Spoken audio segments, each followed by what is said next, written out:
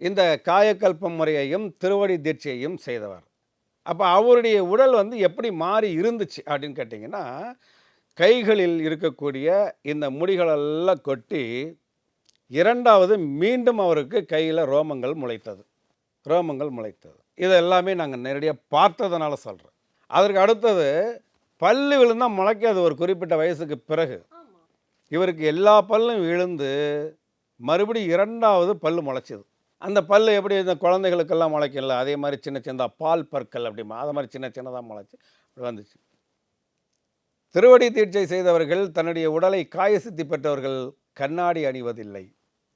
கண் கிளாஸ் கண்ணாடி போட மாட்டாங்க.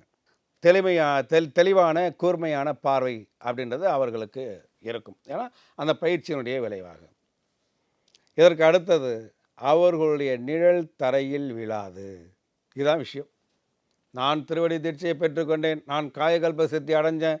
இவர் சொல்றது எல்லாம் பொய்யுங்க. நான்லாம் ரெடி ஆயிட்டேன்னா, உங்கள நீங்களே ஆன்மீகத்தில் ஏமாற்றிக் கொள்ளாதீர்கள். ஆன்மீகத்தில உயர்நிலை போகணும், முக்தி அடையணும். இதுதான் நம்மளுடைய நோக்கம். அதில நான் சரியா இருக்கிறானான்னு சொல்லிட்டு சுய பரீட்சை வச்சு பார்த்துக்கலாம். ஆனா மற்றவர்கள் நம்மள பெருமையா நினைக்கணுன்றதுக்காக நம்மை நாமே ஏமாற்றிக் கொள்ளக்கூடாது.